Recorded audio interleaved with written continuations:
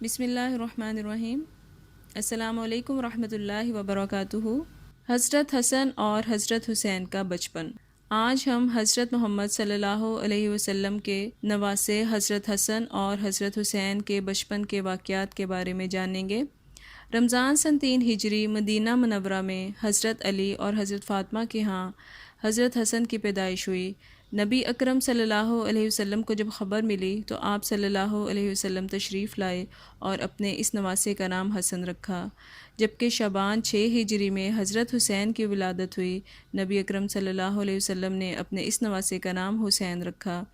آپ صلی اللہ علیہ وسلم نے فرمایا، حسن اور حسین 2 جنتی ناموں میں سے ہیں۔ حضرت حسن اور حضرت حسین نے نبی اکرم صلی اللہ علیہ وسلم کی آغوش رحمت میں پرورش پائی۔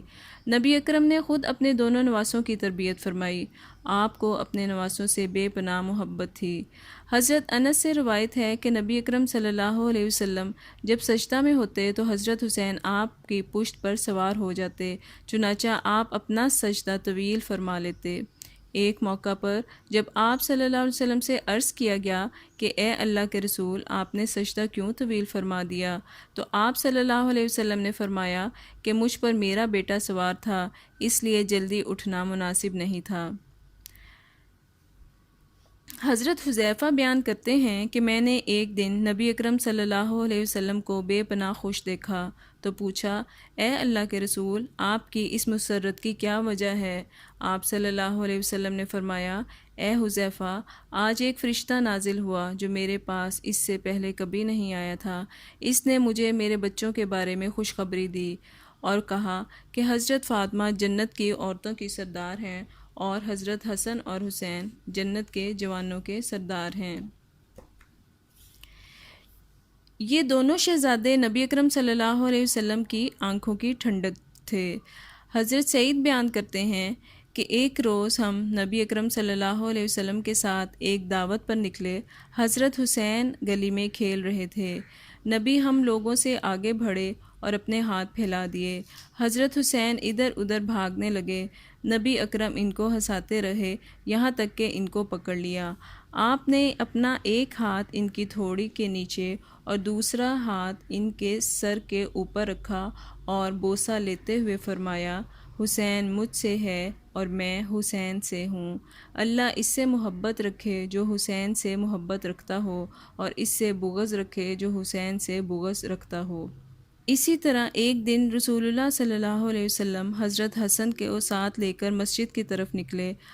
حضرت حسن اس وقت بہت ہی چھوٹے تھے۔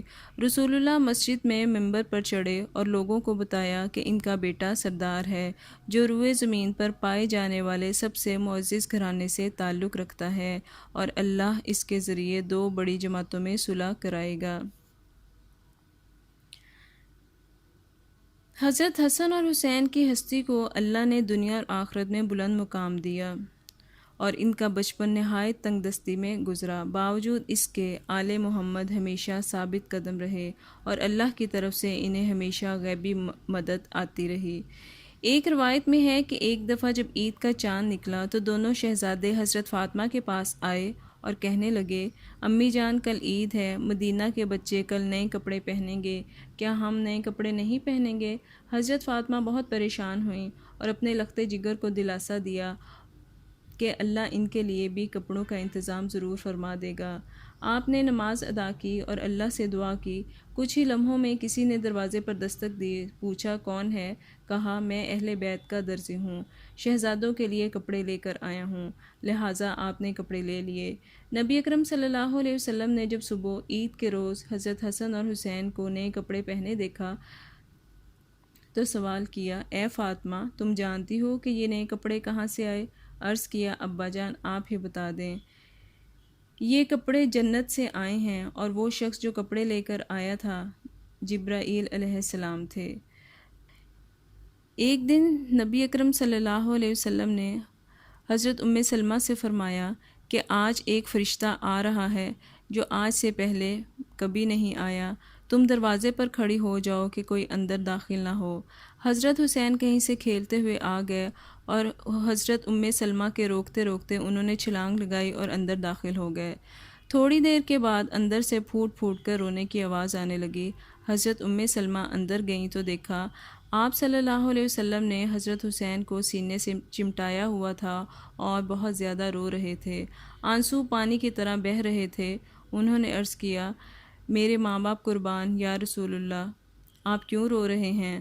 فرمایا، یہ جو ابھی فرشتہ آیا ہے مجھے یہ خبر دے کر گیا ہے کہ میرے اس بچے کو میری امت ہی کے لوگ ذبح کر دیں گے۔